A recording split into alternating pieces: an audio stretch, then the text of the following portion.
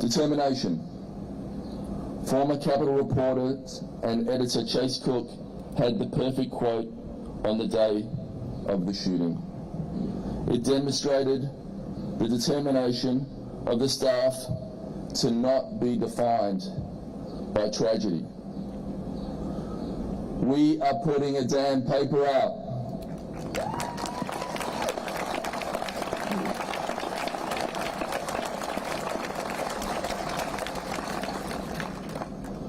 They did. They haven't missed one since. It is my fervent hope that they will continue to put out a damn paper and that the new owners will support this effort.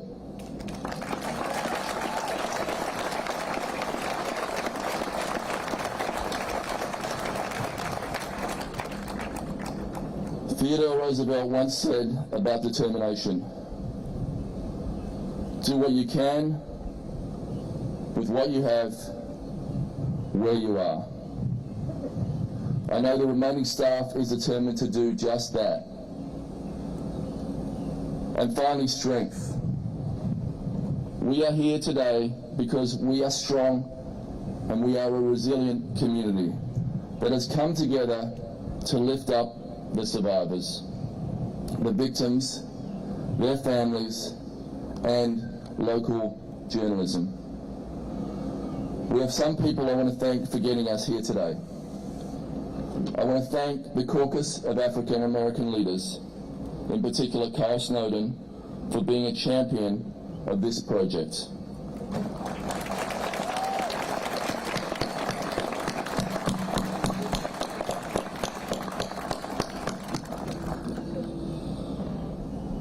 I know that Dee Goodwin of the Dr. Martin Luther King Committee had the idea.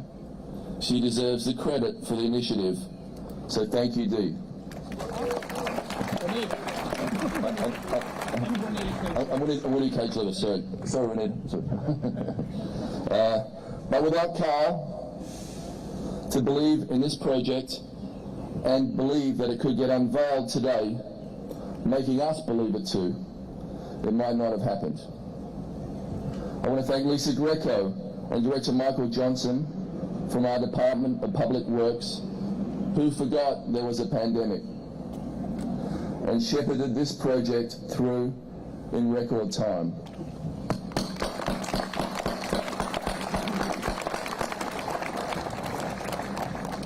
I want to thank the county, the state, and the individual contributors for helping us deliver on an Annapolis memorial.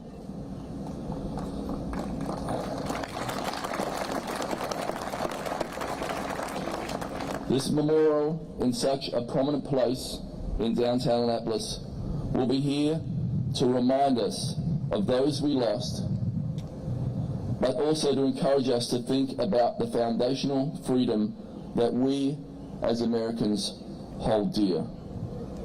Without a free press, we can't have a functioning democracy. A free press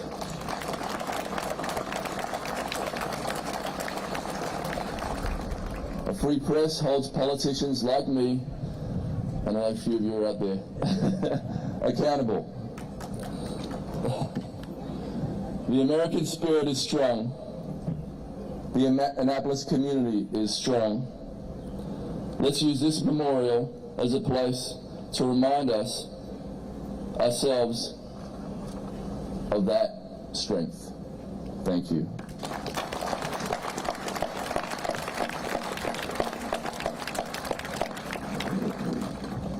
Let me ask David Gerald to stand. David, would you stand and be acknowledged? David Gerald is the city manager, and again, his leadership helped make this happen. David, thank you so very much.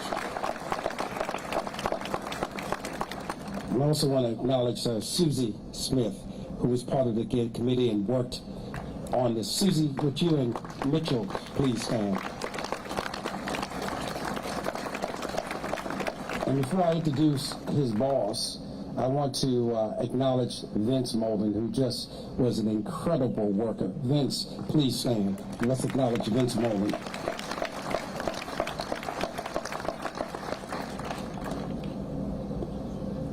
Our next speaker is someone who was a partner in making this happen. There's no question it would not have happened without him working with the mayor and others to make it possible. Leadership is about making things happen, delivering things. When it's all said and done, elections is about a referendum. What has people done? When the American people vote, they always look to see what we have. Can we get something better? 3 years ago, voters made that decision in Anne Arundel County, and he has delivered in making our county better. Please welcome to the podium the Honorable Stuart Pittman, County Executive.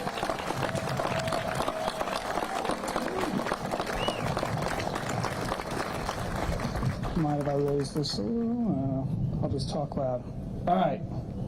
Can I start by recognizing the Anne Arundel County Council? Can you all stand?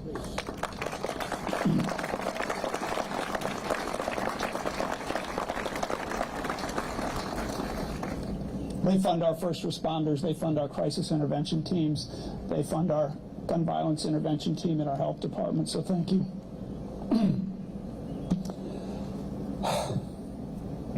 Wow. So I thought a lot about what to say today.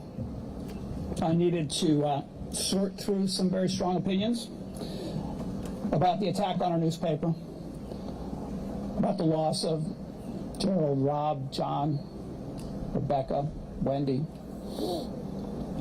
about this country's failure to confront its epidemic of gun violence, about the value of journalism as a profession, about the healthy impact of local journalism on local government, and about the means by which Alden Global Capital, our newspaper's brand new owner, grows the wealth of its investors. I put many of those thoughts into a letter, and I sent it to Alden's leaders. I hope that they would join us today, and I hope that they will visit this community soon. I hope that their stockholders hear our story and work with us to grow rather than shrink our newspaper. And if they don't, I hope that we can find a way to recreate what they take away from us.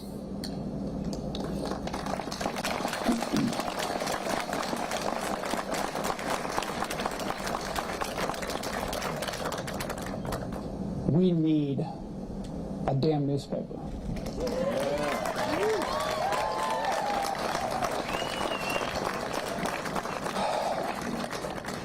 And like many of you, I get angry about these things. Anger can feed activism, good activism, and that is a path to progress. But to me, this memorial and this gathering are not about anger and activism. When I look at this structure, and when I look at your faces, I know, and you know, that we need to heal.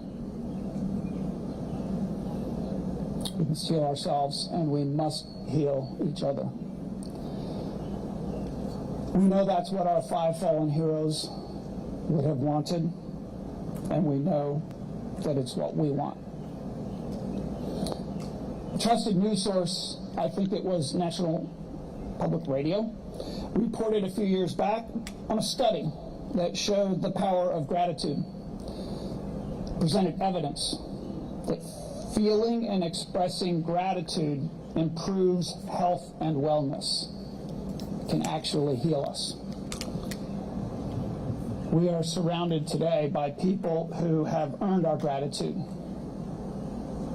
So let's try it. Let's thank them not just with words, but with our hearts. We are grateful for Gerald Fishman, Rob Hyson, John McNamara, Rebecca Smith, and Wendy Winters for the work they did and the lives they led.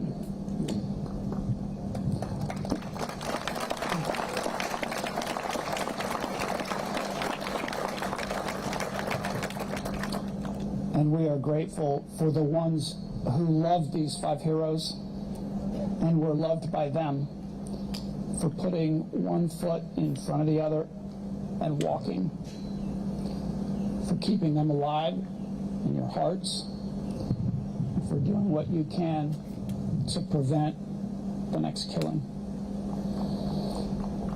We are grateful to all of the 2018 candidates for public office who responded to the Capitol's call for answers to the question, what will you do to prevent the next mass shooting, the next killing? And to the Capitol staff for bravely asking that question. We are grateful to our brave police officers, our crisis intervention teams, our firefighters, our deputy sheriffs, our Office of Emergency Management, and everyone else who rushed to 888 Westgate Road on June 28, 3 years ago, hoping to save lives and heal the wounded. We're grateful to Paul Gillespie,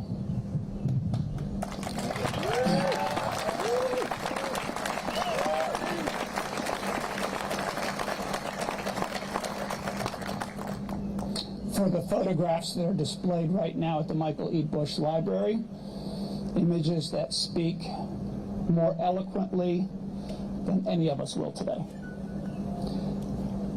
We're grateful to the leaders and the members of the Chesapeake News Guild for bringing people together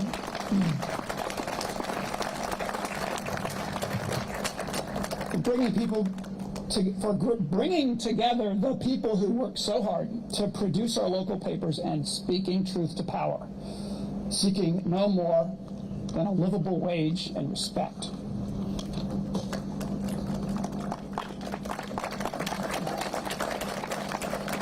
We're grateful to Stuart Bainham and others for trying to transfer our Capital Gazette and our beloved partner, the Baltimore Sun, to nonprofit management.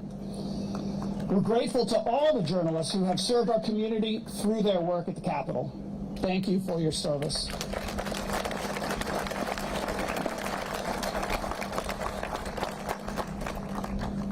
And this one's hard. We are so grateful for so many reasons to the man who became the heart of this newspaper and gave his heart to this newspaper and to this community. We're so grateful for Rick Hutzel.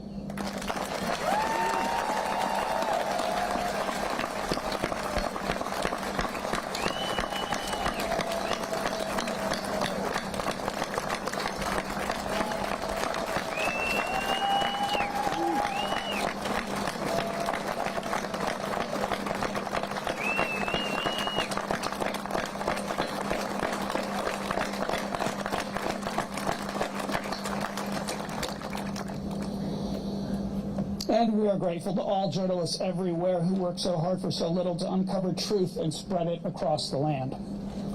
Finally, we will forever be grateful, as will residents and visitors to this place for many generations, to the people who conceived of this memorial and made it happen, to Carl Snowden and the Caucus of African American Leaders for the vision and the coordination of the effort, to Governor Hogan and our District 30 delegation for the investment of state dollars, to Mayor Buckley and his team for providing the site and financial support, and to the taxpayers of Anne Arundel County for their generous investment.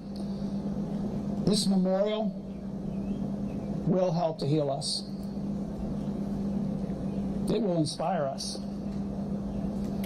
We are grateful.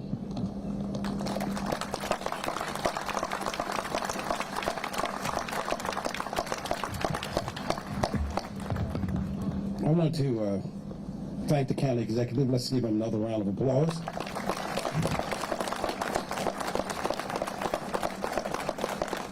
And I want to acknowledge the elected official who put in legislation that, if enacted, will ensure our democracy as we know it is expanded and better.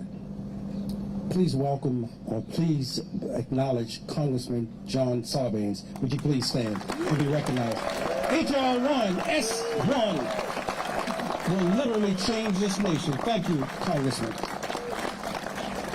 Would all elected officials please stand? Would all elected officials please stand? I want you to see the diversity we have in America. Look at this. Look at our elected officials.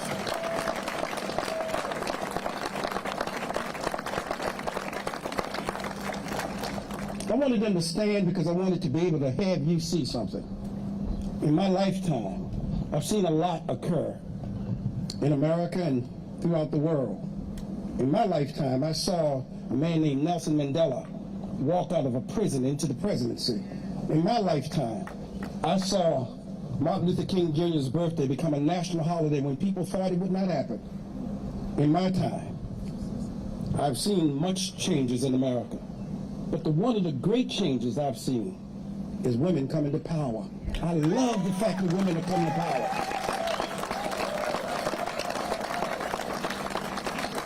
And these women symbolize so much. They've said men have messed it up. Let women change it, make it. And I've seen women do incredible things. I've seen a woman sit down and refuse to give up her seat. Changed America. Saw women do amazing things. And that's why it's my great pleasure to be able to say, welcome to the podium, Madam Speaker of the Maryland House of Delegates, the Honorable Adrian Jones.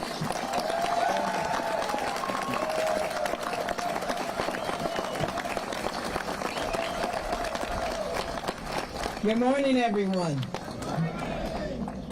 I know that, and thank you for that kind introduction, Carl, and I know that he referenced all elected officials to get up, but I want all House and Senate members to stand, please.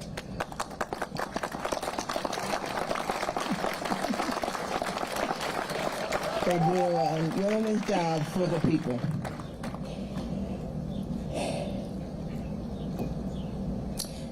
It's my honor to be here to remember the 5 journalists from the Capitol who tragically lost their lives upholding one of our most fundamental rights as Americans, our right to free speech and a free press under the First Amendment. What happened at the Capitol 3 years ago was unthinkable in this state and in this country. It shook this tight-knit community to its core. Speaker Mike Bush, my predecessor, told me at the time how personally he felt attacked. As he said at the vigil at City Dock, they were husbands, wives, mothers, and fathers.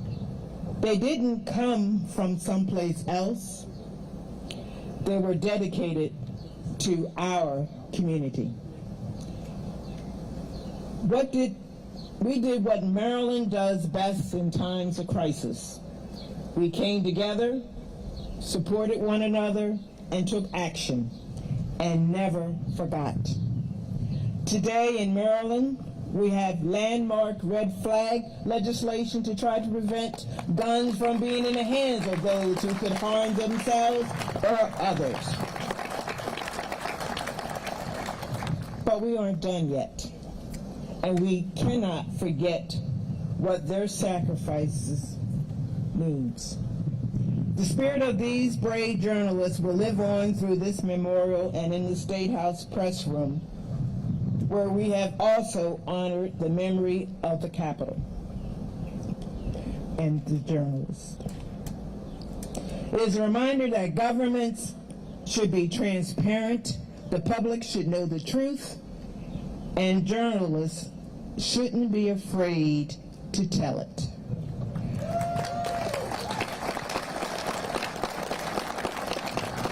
A free press holds all of us accountable. We will continue to push for stronger gun safety measures, and we will be unwavering in our commitment to protecting a free press. I want to thank the Board of Public Works, the County Executive, and Mayor for making this memorial possible, as well as your organization, Carl. Both, you head up many. I want to acknowledge the survivors of the shooting.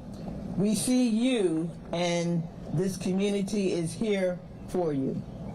I also want to applaud the Capitol and other members of the press corps for their continued dedication to freedom and democracy. Press on. Thank you.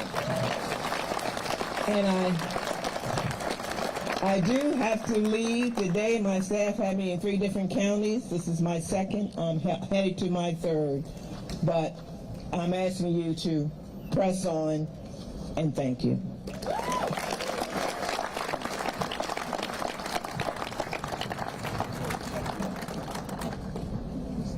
Let's give her another round of applause. We understand she has a very busy schedule, and we're grateful that she is able to join us. Let me ask members of the Martin Luther King Jr. Committee to stand, which includes its which includes also the president of the Anne Arundel County NAACP, Jackie Alsop. With the members of the Martin Luther King Jr. Committee, please stand.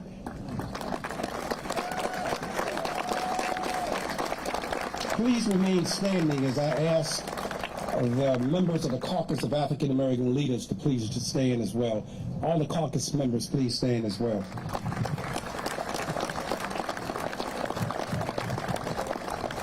We thank you for your contributions in helping to make this happen. I want to now turn to our next speaker on the program, who's going to bring us the occasion.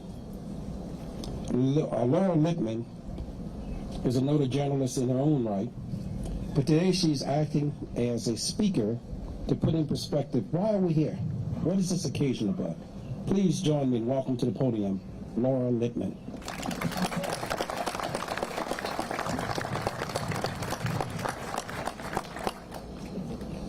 Thank you. I think the main reason I'm here today is because I had the great good fortune to sit 3 feet away from Rob Hyacinth for many happy years at the Baltimore Sun Features Department.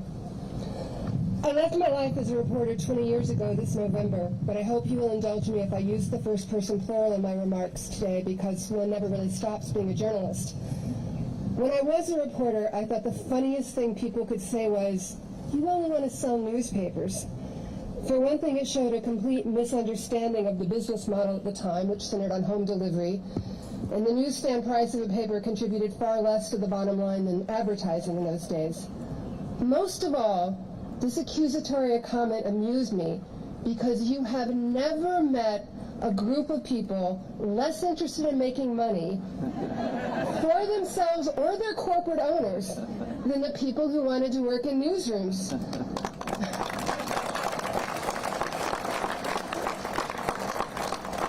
Most of us couldn't even add and subtract. But the very fact that we had chosen journalism as a professional path belied our lack of interest in personal enrichment.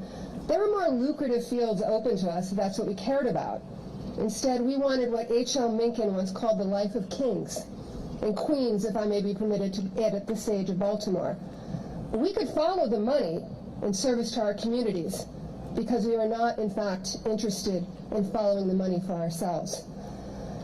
W.H. Auden, in his tribute to W.B. Yeats, described poetry as a place where executives would never want to tamper.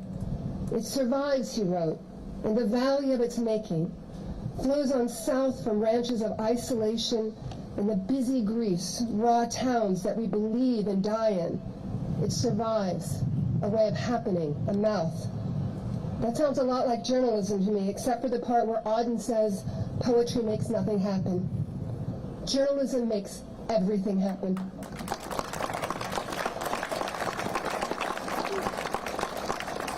Journalism has changed history. When will people learn to value local journalism is a question we hear so often, and my answer has been, well, one day some people are going to wake up and find out there's a strip club across the street from their house, and it went up unnoticed because there wasn't a reporter to cover the zoning board. And it is a particularly bitter irony that hedge fund capitalists, the very executives who would never want to tamper in the actual pursuit of news, only in shaping it and molding it for their own selfish interest, now feast on the bones of those who have always been uninterested in profit for themselves. But that's a topic for another day.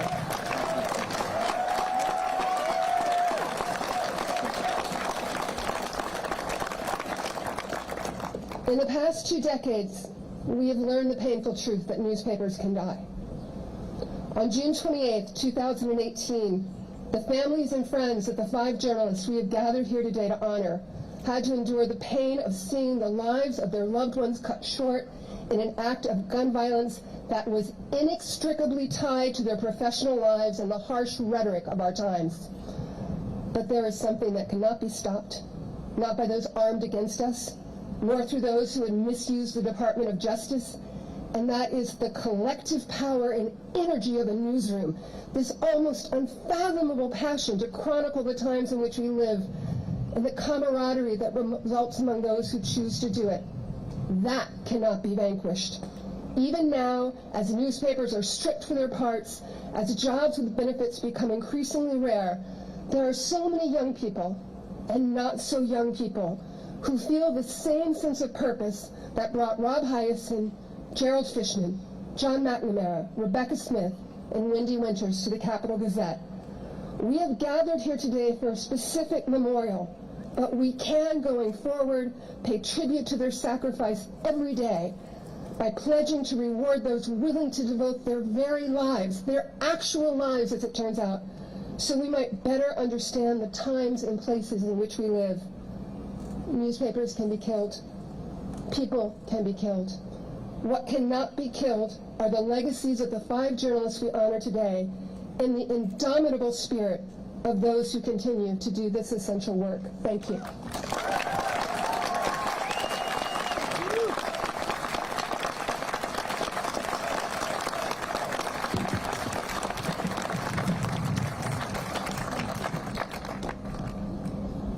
Let's give another round of applause.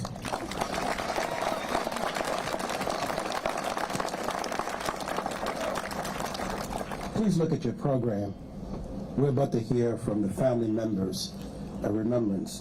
But before doing that, I want us to pause for 60 seconds and remember the 5 individuals who passed. Just 60 seconds.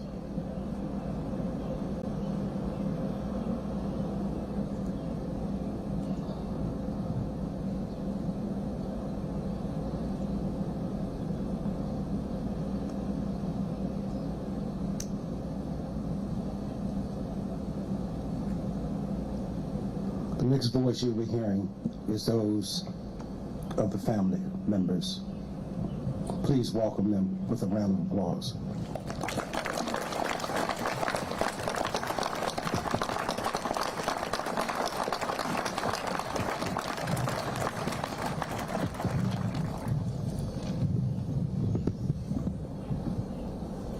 Hello, I'm Andrea Chambly. I'm John McNamara's widow. Anniversaries are supposed to be happy occasions, so welcome to our tragiversary. The 3 of us are here together because Maria and I wanted to stand in solidarity with Summer as she reads the poem she's selected, and to show that we stand in solidarity, and because Maria and I are journalists in the past and always at heart. I want to sign up again after that speech. I met John in journalism school. The First Amendment includes not only freedom of the press, but it's inextricably intertwined with the freedom of speech, equally precious. During the past 3 years, our rights to free speech have been threatened by extremists who want to muzzle us. They demand the right to carry guns without permits, without training, without background checks, because they say they want to protect me. When I turn down their vigilantism, they get pretty upset. They seem ready to murder me too. They gather on social media to talk about how they'll get me to be quiet. Well, I'm here to say I won't be silent. I'm here. Thank you. With my voice, I will speak for John. I will speak for the families who aren't here because they can't talk about this without choking on their own words. their freedom of speech has been taken away from them. We are here to speak for them. We are here to mourn and to remember, to honor the lives of those who have been cruelly taken away from us. We're dedicated to preventing this from never happening again to any newspaper, to any family, to anyone. I've spent the last 3 years fighting for change, urging legislators to pass a bill that requires background checks for all firearms in Maryland, a bill that was vetoed.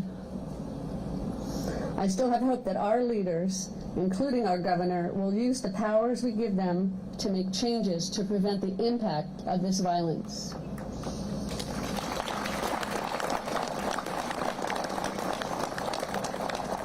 He's had 3 years to ask us how we're doing. I don't see him here today.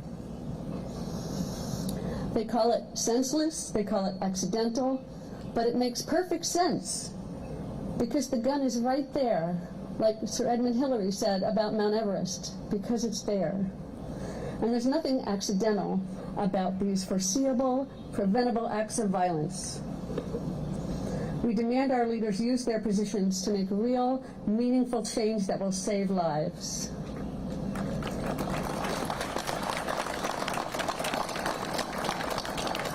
But freedom of the press isn't just a responsibility of governments. It's a responsibility of all of our institutions, our industries, our investors, and individuals.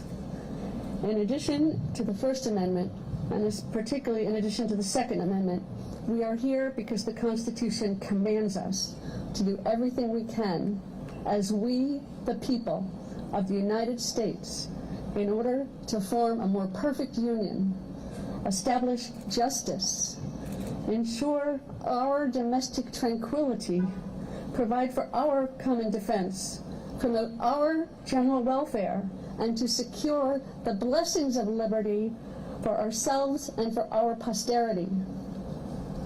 Thank you for coming.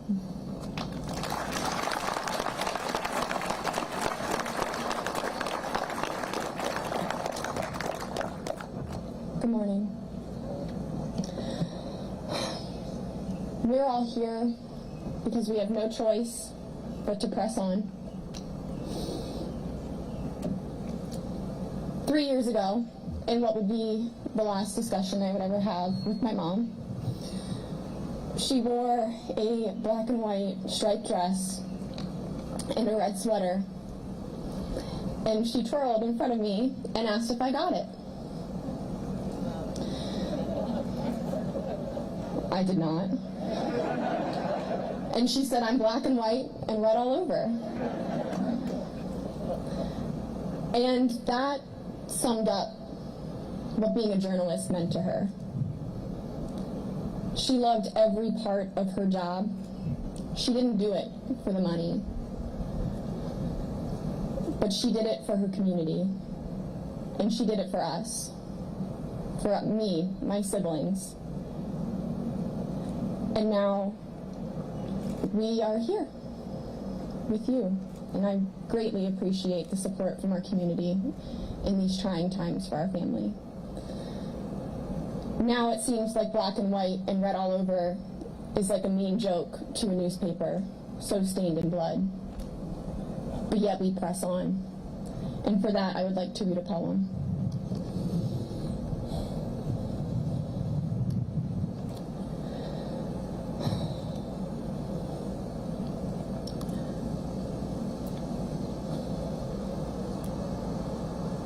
It is entitled Freedom of the Press by Michael Points. If we were tomorrow's headline, would we be missing lovers reported as lost without a trace? Or simply declared guilty by the court of hearts and souls, traitors to the quest of love? Have our stories to each other simply become yesterday's news? Like day-old donuts, cheaper by the dozen. There was a time, my love, when we planned our very lives on paper napkins, Dreams were all that we could afford. The promise of fame and fortune were gossip. Every sunrise, a fresh new edition. Thank you, and pass on.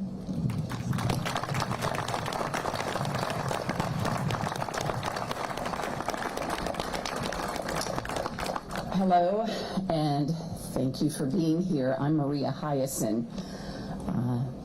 The last things my husband and I talked about were via email, midday, June the 28th. I decided, I want a birthday cake after all. Today is my birthday, an unfortunate day, I must say. But I'm here not to talk about my birthday, but to talk about gratitude. Thank you for bringing that up. First, again, thank you, all of you, for being here. Thank you to every human who had anything to do with propping us up and keeping that paper alive all this time. And most sincere gratitude for all of you engineers and artists and fundraisers and donors and staff and leaders who have made this exquisite memorial. It is perfect. And I think so in part because it pays tribute not to the heinous act of June 28th, but to the losses of those we loved, and to the triumph of those strong writers and editors who rallied and got that damn paper out. And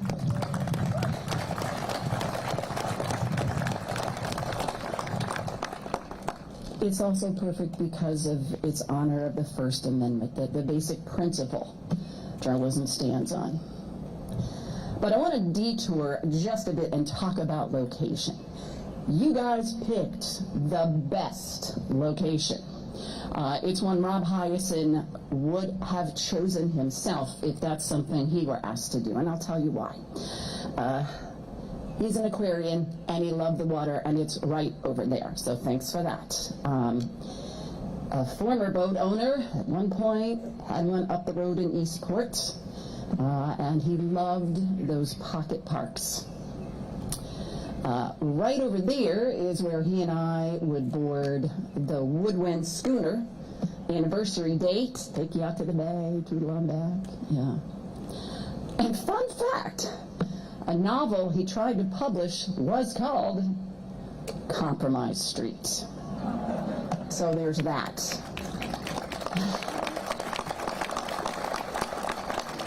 And I must also say, we did get one of Rob's novels published after what happened, and sure enough, that Alex Haley statue shows up, the one up the road in Ego Alley.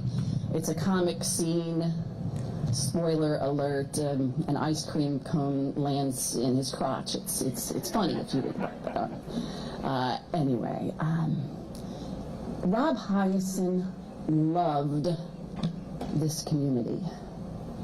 I so wish he can be here. He cannot. Let me tell you, your actions, your support make me feel compelled to say, I love you too. Thank you so, so very much.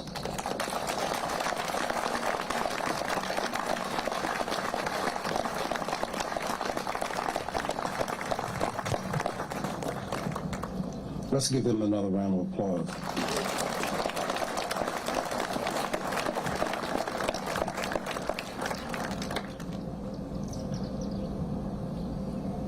What I'd like to, before bringing up the next speaker,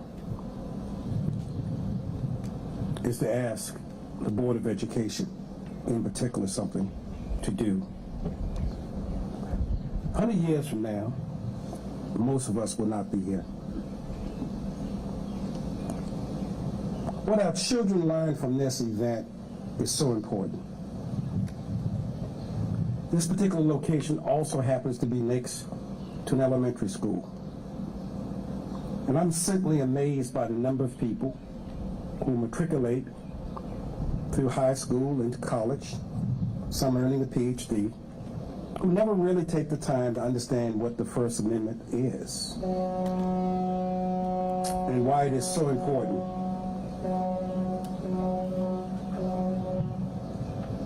You stop people on the corner in a grocery store and ask, what is the First Amendment?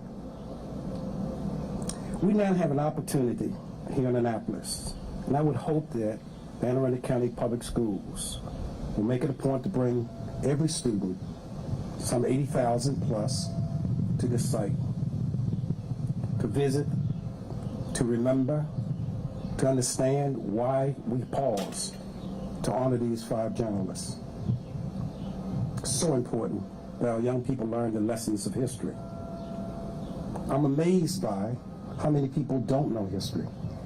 When I mention the name Madison, Washington, people think I'm talking about James Madison or George Washington. I'm not.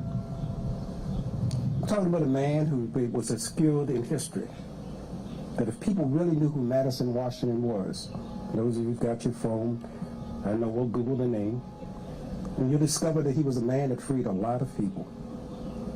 And the majority of Americans have no idea who he was or why he's important.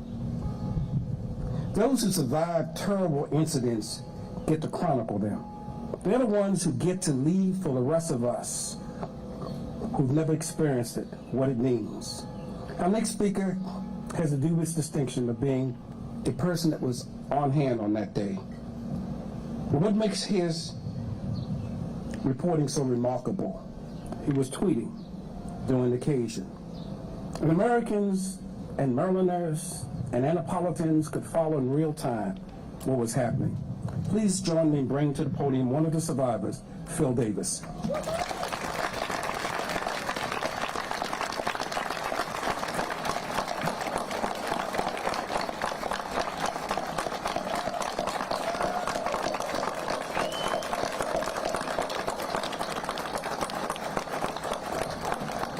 Thank you. Thanks again. I hope that you can bear with me. Giving a speech in front of a bunch of people on a black stage as it hits noon is one of my personal nightmares, so I'm sorry if I'm melting in front of literally everyone.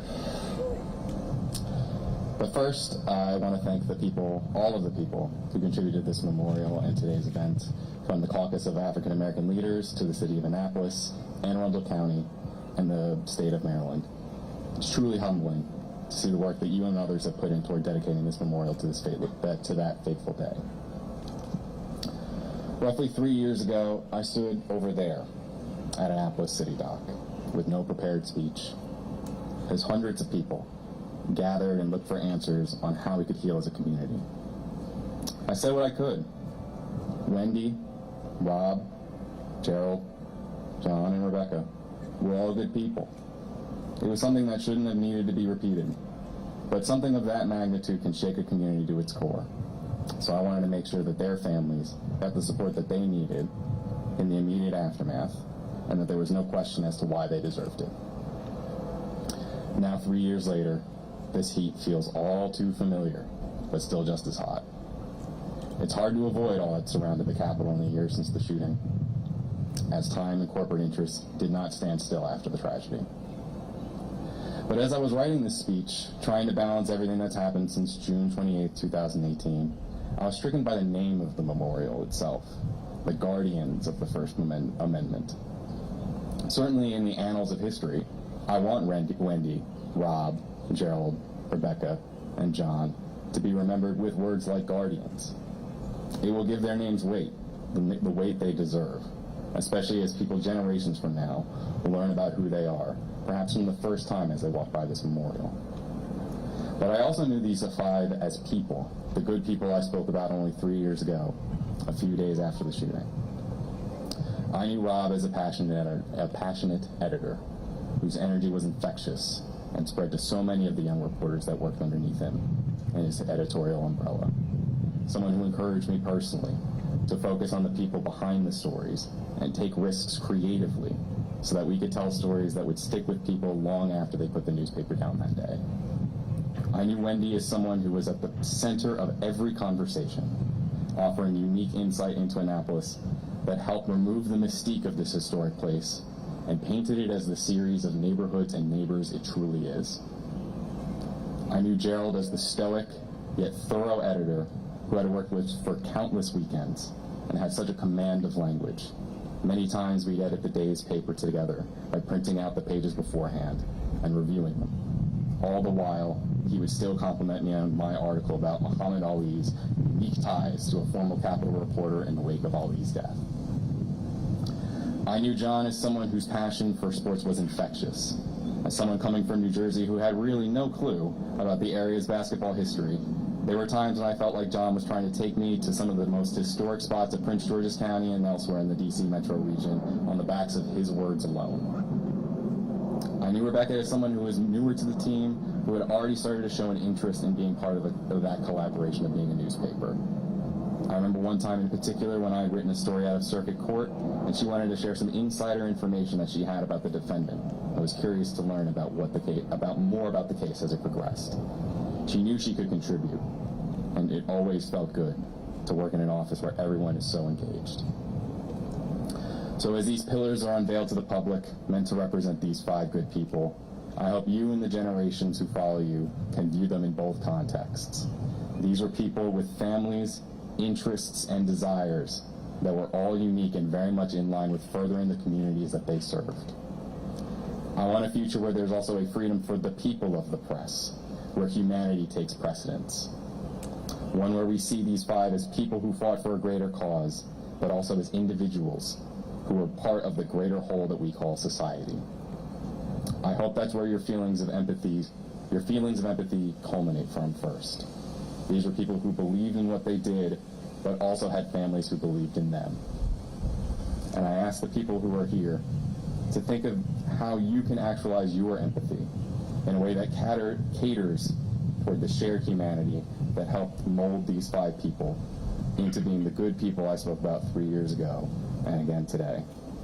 Because we need to value people like Rebecca, John, Wendy, Rob, and Gerald, and do it actively, not just for their family's sake, but for our own as well. Thank you, and freedom to the people of the press.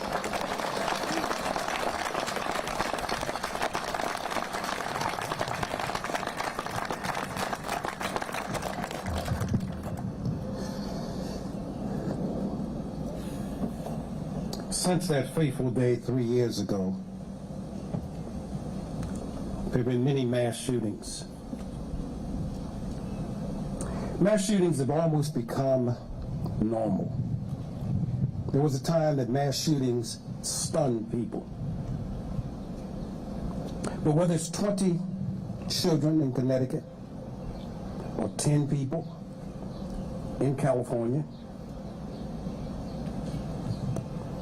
the numbness has become normal. And for a moment, people will get to the point of being pessimistic. Will America change? Is this to be the future for our children? I think not. By nature, I'm an optimistic person.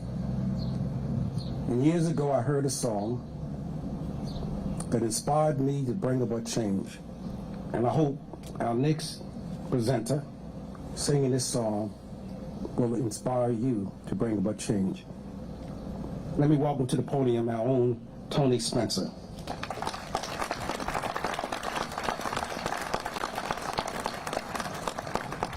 Change! Change is. What is change going to do? Change is going to come.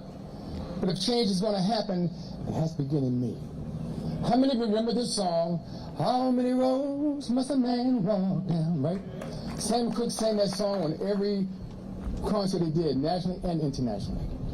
But then he decided that change had to begin with him. We know it was a time of the civil rights era, and brothers had process.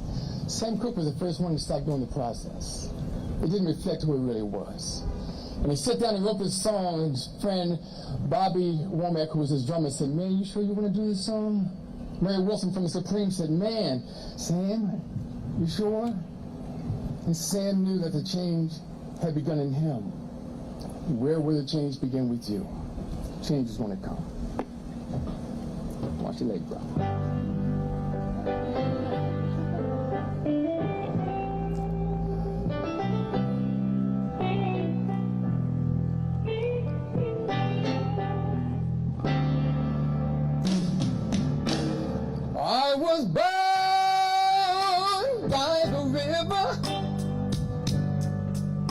a little tent. And just like that river I've been running ever since. It's been a long time coming, but I know a change is gonna come. Oh, yes it will. It's been real hard living, listen to this, but I'm not afraid to die, 'cause I still trust who's up there yonder side. It's been a long time coming, but I know a change is gonna come. Oh, yes it will.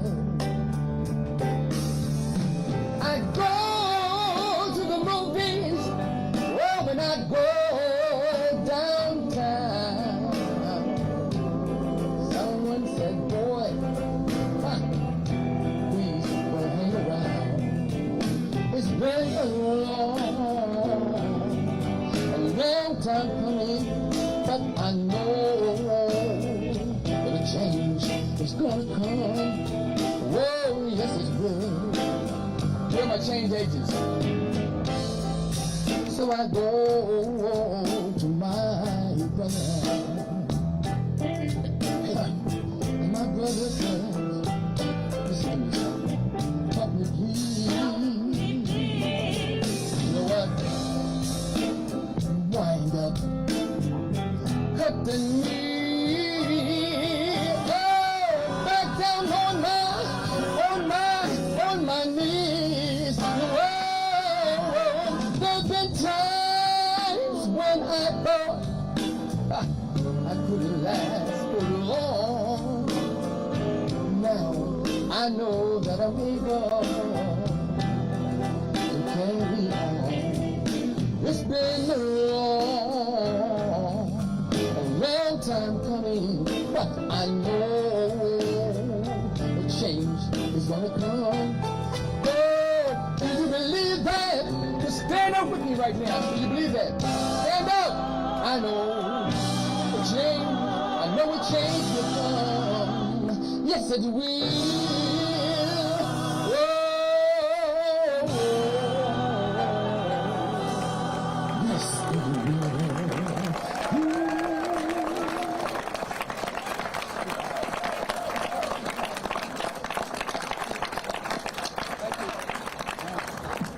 Our own Tony Spencer.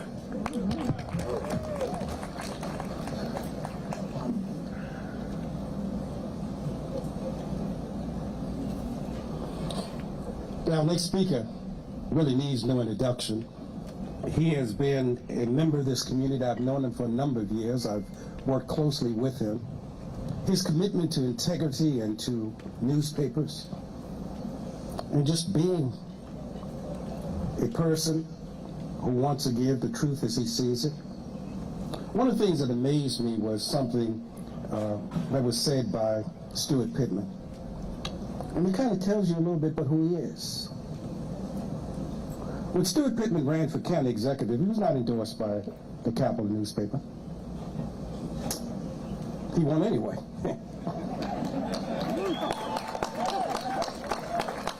But you know, some people might have said, well, they didn't support me. But Stuart said, no, I want to support the Capital newspaper. And primarily because of Rick Hustle. Anybody who's dealt with Rick knows what a fantastic guy he was. And for me, personally, there was an article that he wrote, an editorial. I told Triff, the publisher of this newspaper, it's really for me the model across the country. He wrote it on June 20th, 2020. June 21st, 2020. And the article was about racism and how we as a nation had to come to bear with it. He started with his own newspaper.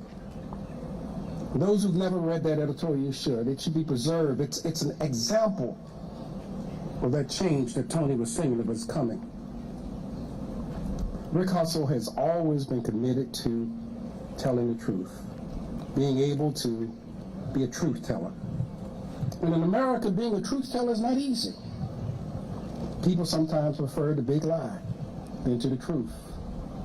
People rally around things they know not to be true. And it takes a real strong person, despite the opposition, despite the criticism, to do what you believe needs to be done. Please welcome to the podium the former editor of the Capital newspaper, Rick Hussle.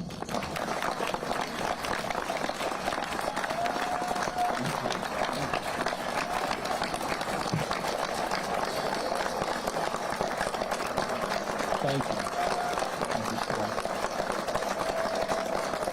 That's very kind of you. I was going to ask you to stand up and call my remarks. I won't do that now. You've already done it. I'd just like to start off saying something that we all can agree with, and that, wow, am I sweaty. And I am going to have a major forehead sunburn later today. I met Carl Snowden before I moved to Annapolis, and I've mentioned this to him, and I don't know if he really remembers, but he's kind enough to say that he does. I was a reporter in my first job at a weekly newspaper in Ocean City, where I grew up. And Carl was there to advocate for, I think it was a custodial worker who wasn't getting a fair shake from City Hall. And I just was, who is this guy? You know, what's he doing here in Ocean City? He's from Annapolis. I think the next time I saw Carl, he was picketing the office of the Capitol. And so it's with a great sense of history of my former newspaper. It's still my newspaper. It's with a great sense of history that I realized that my newspaper was not always fair to the black community here. And for the last 60 years, we have worked hard to change that through a series of owners and generations of reporters and editors. And so it is with a deep sense of personal gratitude that I noticed that it was the black community that spearheaded this monument. So thank you.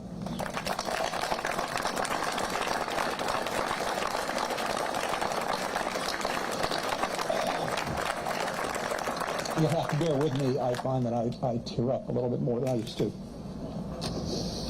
A few of us were together at Galway Bay the other night after a reception for Paul Gillespie's wonderful fallen journalism exhibit at the Michael Bush Library. And we were sharing a beer or two, or three. And as happens when you're in a bar with people who are by nature storytellers and fact checkers, stories started to flow. And in my mind's eye, Rob was there too. That tall gentleman was listening and laughing the way he did.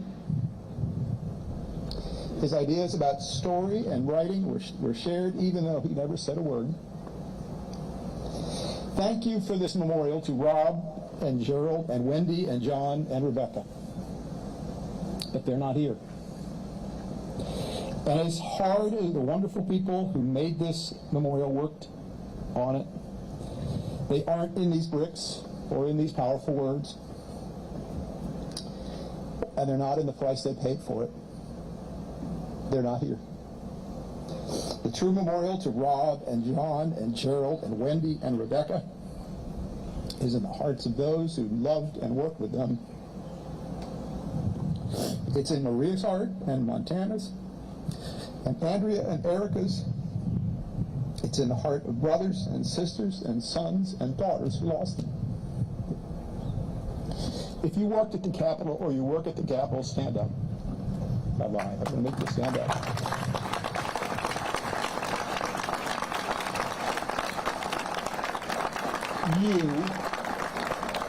You are the memorial to those people. And the way you carry forward their work and their memory is what will matter. Sorry. They were flesh and blood, flawed and perfect in their own way. They were my friends, and that to me is more precious than any words or any memorial. A lot's been said about the future of the Capitol. I got a really dumb email today from somebody who said they didn't like what had happened since I left. A week. A week. And I sent back a note, and I'll say the same thing I told you. If you want the Capitol to survive, support it. Subscribe to it. If you're in public office, don't take the legal notices out. It's going to need a lot of support to keep going. You know, I think it was Ben Franklin. You have freedom, and it's up to you to keep it. If you care about journalism and truth and freedom of the press anywhere, subscribe to your local news organization, whether it's a newspaper or a digital news service or something, because that's the only way they will survive. This is not the only memorial that will be built to Rob and Wendy and Gerald and John and Rebecca. There's one working in D.C. called the Fallen Journalist Memorial. And what happened in Annapolis was heard around the world. And it's the genesis for what will be a national memorial that will recognize journalists of all nationality over the years who have died. And you would be stunned at how many there are. I think when the museum closed in Washington, I think that the wall there had more than 2,000 names. And yet there is no national memorial to this in Washington, and I hope there will be. I know good people are working to make it happen. I hope this memorial does what its authors intended, and that is inspire people to defend the First Amendment, to defend freedom. For me, Rob's memory, his ghost and that of Rebecca and Wendy's and John's and Gerald will be the memorial I carry for the rest of my life. It is painful. It's hard. But it's a burden I carry with honor. Thank you.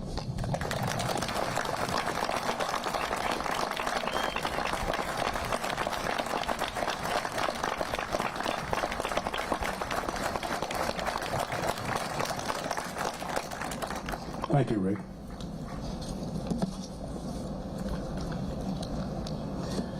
The Dr. Martin Luther King Jr. Committee, which I chair, has had the privilege of building a number of memorials in Anne Arundel County. We built the one to Dr. King in Arnold at Anne Arundel Community College. We built another to Coretta Scott King in Edgewater, Maryland. We built the Civil Rights Foot Soldiers Memorial across from the Rundle Center. And we chose to build this one. And in all of those memorials we've built, we've had a partner who's been with us from day one. He represented what was then a local bank. He understood the need to be a part of the community and to give back to the community.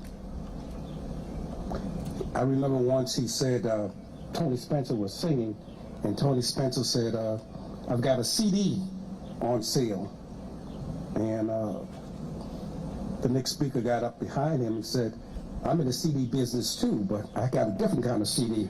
Please bring to the podium Alan Hyatt, president of Severn Bank.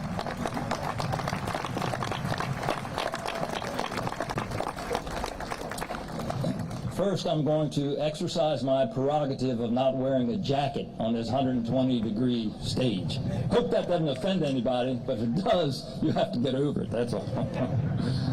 So it's you in today's crowd that are the keepers of our sacred First Amendment. Because you see, the First Amendment is not just words, it requires participation, it requires action. And you all, on a hot day like today, are here in support of the First Amendment, so please continue. Please keep that up. I'd like to also suggest that there's another critical way to perpetuate this hallmark of freedom, the First Amendment, and you've heard a little bit about it today, and that is we genuinely need a robust local newspaper.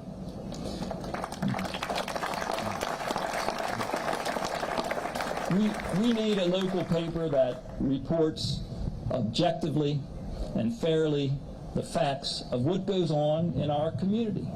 And I am fearful, and I know it's only been a week, but I am fearful that the new owner may not grasp that. So it's up to us to deliver the message to the new owner and support the paper. As Mr. Hutzel indicated, we have to support the paper in order for it to support us, so we can have the kind of journalism that's appropriate for local news. You know, we can certainly acknowledge that it's been a turbulent time in our country in recent months and years, actually. But we've always had turbulence. There's been more difficult times in our country than we've seen recently, if you look at history. And what gets us through it all is the rule of law and the ability to speak out. We have to speak out when we don't think things are correct.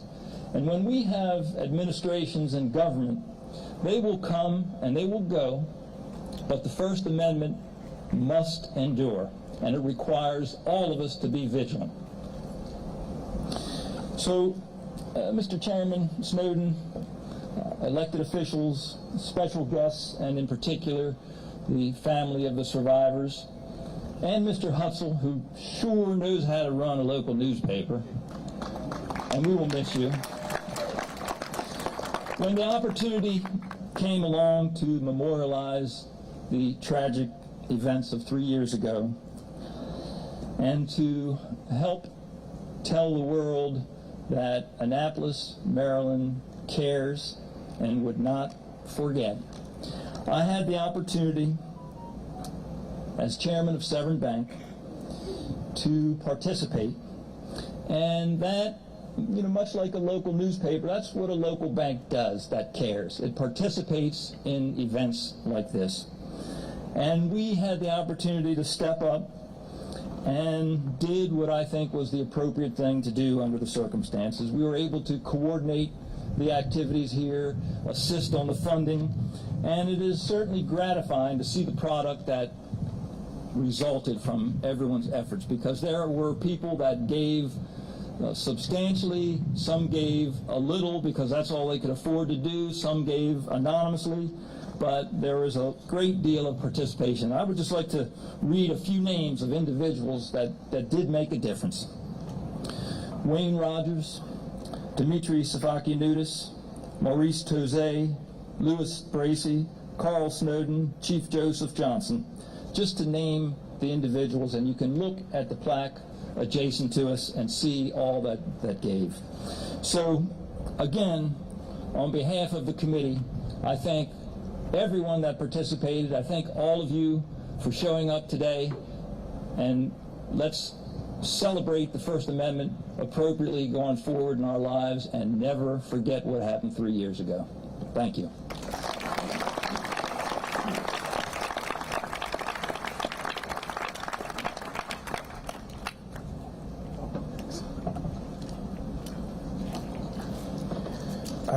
We met with Triff and Renee when we were in Baltimore. And as I said earlier in the program, it was actually Renee who came with this concept of guardians. And we met with the Baltimore Media Group and its publisher, and they were partners in helping to make this happen. They ran a number of ads in local newspaper and in the Baltimore Sun, did a number of feature stories, and it was a real partnership. And I'm hoping that that partnership can continue as we move forward to the future. Please join me in welcoming to the podium Triff, the publisher, editor, and chief of the Baltimore Sun Media. Triff?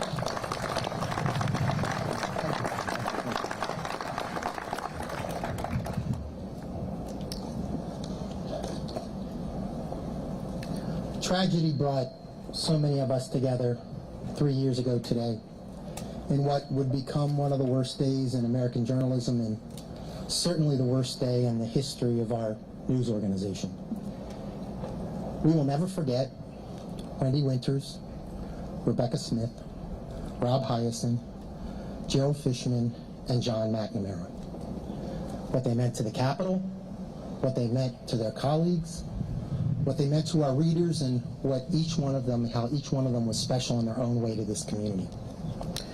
On behalf of the Capital Gazette and Baltimore Sun Media, we are touched that this memorial, this incredible memorial, honors our cherished colleagues.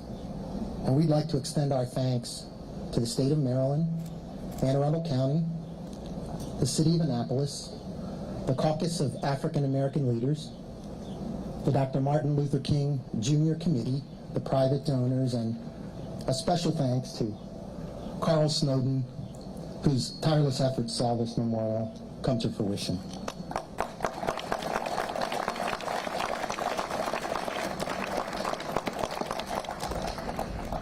A heartfelt thanks also goes to the people of Annapolis, Anne Arundel County, and the surrounding area.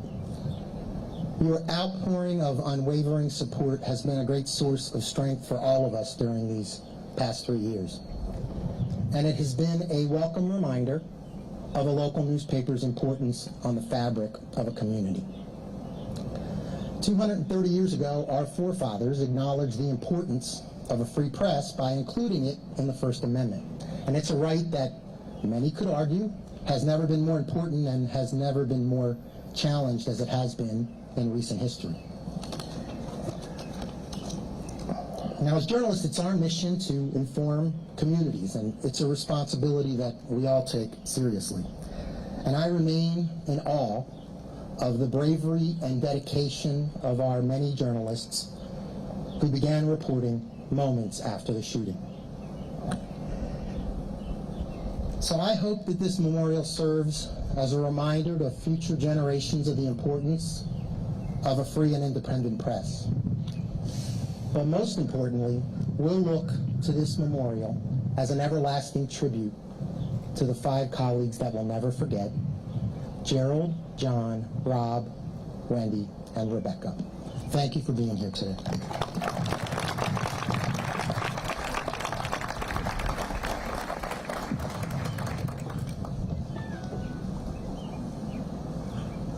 Our next speaker is the keynote speaker, David Simon. I talked to Mitchell and she told me that he was working on a play about Martin Luther King Jr. I instantly got interested in it. It's not a play, it's actually a TV drama based on Taylor Branch's book, something he's been working on. He's more noted for having done The Wire. He caught Baltimore City doing this HBO series. Many of the characters he featured were people I knew. Did an excellent job on that. Today he comes to deliver the keynote address. And I found the title of this address so interesting that I can't wait to hear him deliver it. The Death of Truth. Please join me in welcome to the podium, David Simon.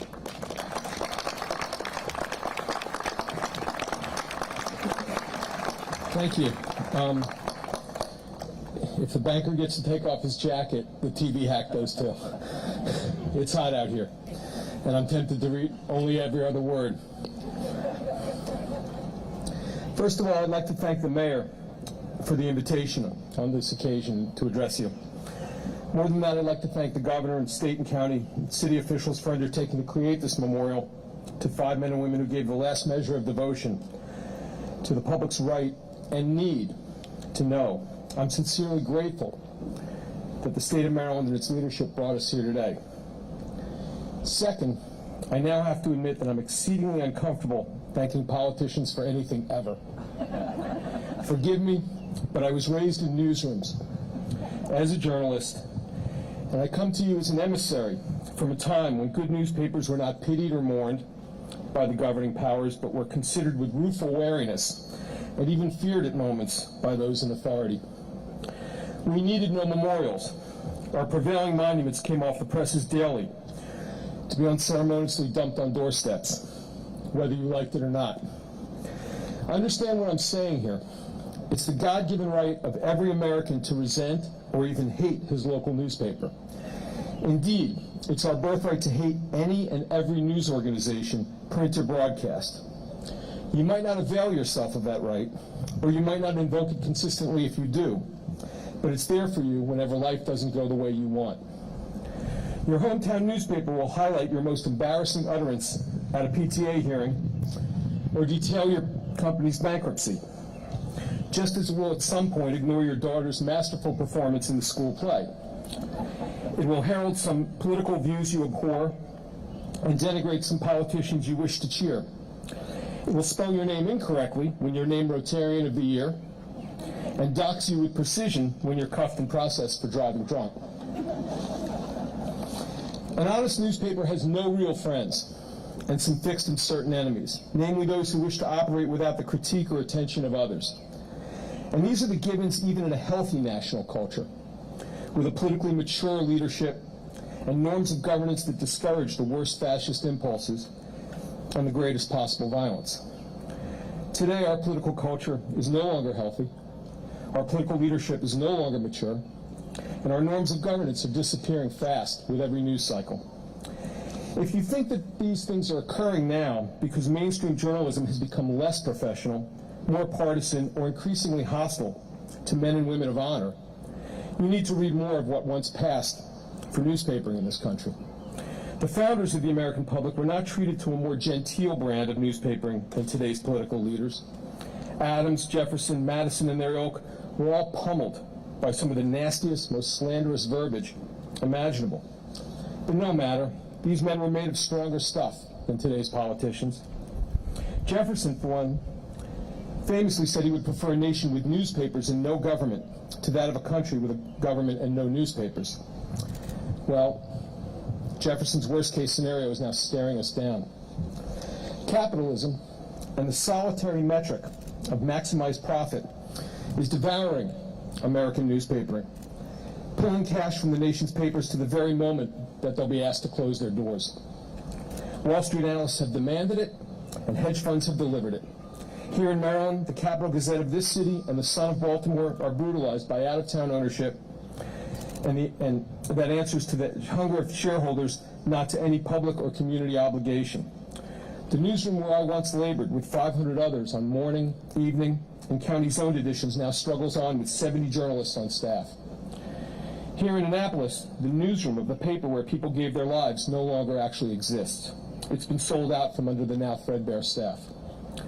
Meanwhile, a social media construct once heralded as a great democratization of free information, led by, quote, citizen journalists, unquote, has instead proven itself to be a playground for untethered falsehood, agitprop, and political machination. Without professional gatekeepers to assess and corroborate fact, anyone can say anything, and in fact, they do.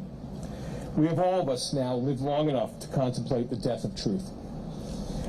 And now, lastly, we come to the actual targeting of journalists. And do not dare write off what happened here in Annapolis to only the isolated rage of one unstable man. Credit also a political construct that has convinced too many Americans that an independent press is not only an unnecessary impediment to governance, but an affront to be eradicated. Yet those of us gathered here today are paying rightful homage to 5 newspaper employees martyred for simply trying to inform their community. But if you think that a great mass of other Americans are not now content to cheer the destruction of open speech or the mechanism of dissent, if you think there is still an abiding heritage of Locke or Voltaire or John Stuart Mill in this country, then reflect on the fact that a president of these United States, the personification of leadership in what is said to be the free world, preceded the carnage at the Capital Gazette by declaring that journalists who would dare to critique his policies and performance were, quote, enemies of the people, unquote, and that any and all reportage that disadvantaged him could be classified as, quote, fake news, unquote. An American president spent a year before the bloodshed in the Capital Gazette newsroom attacking a host of national media organizations by name, so many and so often that his ranting was tantamount to an attack on mainstream media as a whole, and by declaring the very product of so many institutions to be fraudulent and a great national danger, the president nurtured a culture of grievance in which an attempt to strike at that product or its creators could be elevated to the mantle of patriotism and heroism by extremists willing to do so. That the dispute by the gunman who took 5 lives here in Annapolis had been ongoing for years before the president targeted independent reporting is not suggestive of a disconnect between the recklessness of his rhetoric and the ensuing violence. Quite the opposite. The dispute in question dragged for years without accelerating into violence. Not until our national leader named a national enemy and gave thought to the unthinkable in the weakest and angriest minds of a nation saturated with firearms and devoid of responsible gun laws. enemies of the people. And yet, the dead we honor today in Annapolis are beautifully and delicately representative of what is so abiding and honorable about the simple act of going to see and learn things, coming back to a keyboard, and in a limited window of time trying to accurately relate what we know. These dead can't be caricatured. They're not the bloated talking heads of the cable news cycle. They're not beltway-wrapped insiders traipsing into West Wing briefings with credentials in a dangle around their necks. The dead of the Capital Gazette were quiet and careful foot soldiers in a daily war to simply find out enough about what might be happening in Annapolis and Central Maryland, be it local court decisions, police blotter items, legislative coverage, school board hearings, high school and college sports, or community. And they work to maintain an advertising base so that the cost of delivering news to readers could be defrayed. I had the honor of knowing 3 of those slain. Rob Hyacin, who worked for years in the feature section of the Baltimore Sun, was a deft and delicate voice, crafting stories that delivered ordinary and extraordinary people both. His byline was always an invitation to travel to some part of my city and spend time encountering life on a scale that other reporters recognized as precisely human. He was a pro. John McNamara was a friend from days shared putting out the college newspaper, the University of Maryland Diamondback. His first love stayed sports reporting, and he was, among other duties, still covering UM athletics for the Capital Gazette when he was killed. In a newsroom of ranting undergraduates, he was the most humble and genuinely sincere creature, and I will always remember the quiet pain on John's face when the sports editor laid out too few column inches for a basketball photo, so that the choice was either editing out Buck Williams' legs in mid-jump shot or cutting 4 inches of Mac's game story. John killed his own copy before doing harm to the image of Williams delivering from the top of the key. Gerald Fishman was a senior when I arrived at the Diamondback as a freshman, and he was one of 3 assistant editors who handed me my first story assignment and then suffered through my raw copy and made it better. Wendy Williams, a community beat reporter and special publications editor, and Rebecca Smith, who had just started work as a sales assistant at the newspaper, were just as randomly targeted by this insanity. These are the people I see when I think of an American president declaring time and again for the villainy of journalists, or when I note the silence and complicity of his political allies in that kind of rhetoric. Yes, this memorial to the slain in Annapolis is an essential response to that cynicism, and I really am grateful for it. But my time in newsrooms leaves me no gift for optimism. We're gathered here 3 years later, and I am no less fearful for the future. Because more than an unfit president, or the silence of his allies, or the rank partisanship that has devoured our governing ethics, I'm worried about us, about we the people, the citizens of the Republic. Annapolis was a harbinger, a terrible warning. But now, 3 years later, who are we still? What are we thinking? How do we govern a society when our media culture is collapsing, when Americans no longer entitle themselves to different opinions, which is our nature and birthright, but to different facts entirely, a world where truth has died? What do we think is coming when many of us cheer the idea that a free press is their biggest enemy? What do they think when a gunman marches into an American newsroom? What do they win? Federal judgeships? Cash back on their taxes? More racial privilege? A new burst of freedom? This is now on us, and it's up to us to remember exactly what happened here and why. Thank you very much.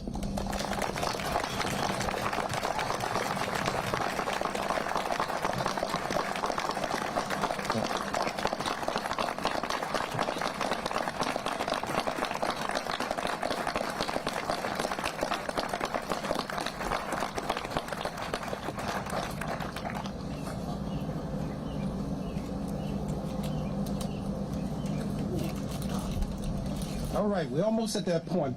First, give yourselves a round of applause. You've been just a fantastic organization. There are 2 last things to do to formally bring this to a close. Juanita Cage, would you come forward, please? Juanita Cage Lewis, who originally thought of this. Daryl Jones, D. Goodwin, please come forward. And the mayor and the county executive, if they will stand.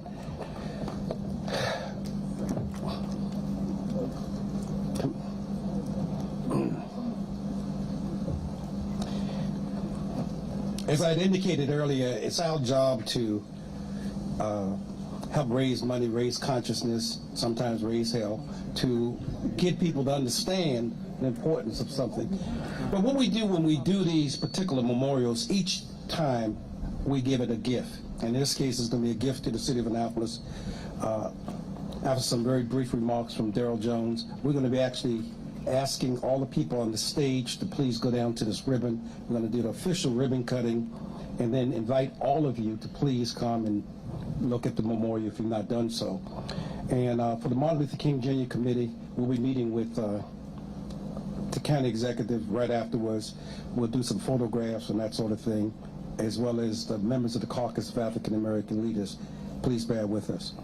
Daryl Jones, as I said, served as a legal counsel for us and has put together the document that will be necessary to turn this over to the city of Annapolis. And we put together a ceremonial proclamation that is signed by all three of them, but will be read by Daryl. Daryl? Thank you, Carl. Thank you to the Caucus of African American Leaders, as well as to the Dr. Martin Luther King Jr. Dinner Committee, City of Annapolis, Anne Arundel County and State of Maryland. The City of Annapolis proclamation reads, whereas the citizens of Annapolis and Anne Arundel County, Maryland, and the nonprofit community-based Dr. Martin Luther King Jr. Committee Incorporated and the Caucus of African American Leaders endeavor to preserve and protect the First Amendment, and whereas citizens in Annapolis and Anne Arundel County wanted to remember Rebecca Smith, Wendy Winters, Rub Hyacinth, Gerald Fleshman, and John McNamara, who were guardians of the First Amendment. And whereas great effort has gone into creating a memorial to preserving their contribution to our city, county, state, and nation. And whereas the cooperation between the citizens, local and state governments, and the aforementioned local organizations have resulted in the creation of the guardians of the First Amendment and the undeniable dedication of its people have resulted in this project. And whereas Dr. Martin Luther King Jr. Committee Incorporated wishes to gift to the City of Annapolis the guardians of the First Amendment Memorial, now and therefore, Mayor Gavin Buckley, County Executive Stuart Pittman, and Attorney Daryl Jones affix their signatures to this document to gift this memorial to the citizens of Annapolis, the guardians of the First Amendment Memorial.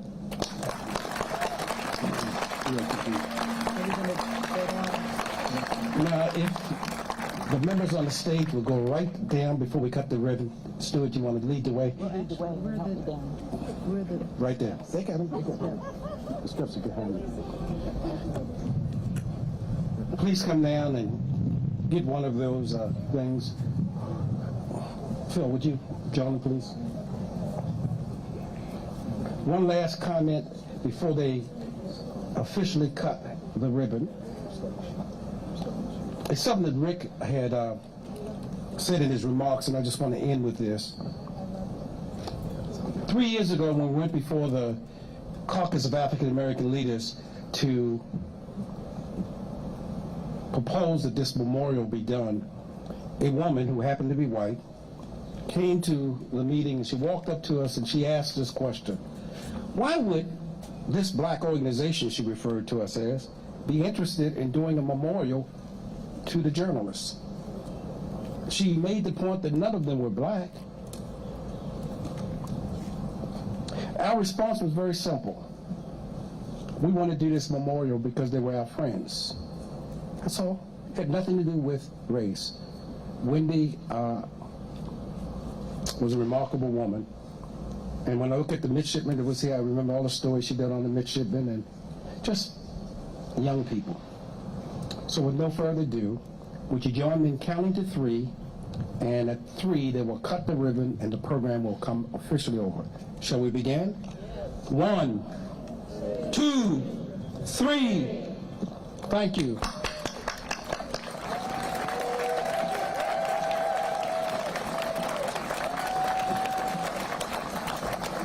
It is now an official property of the City of Annapolis. Thank you, Mr. Mayor, Mr. County Executive.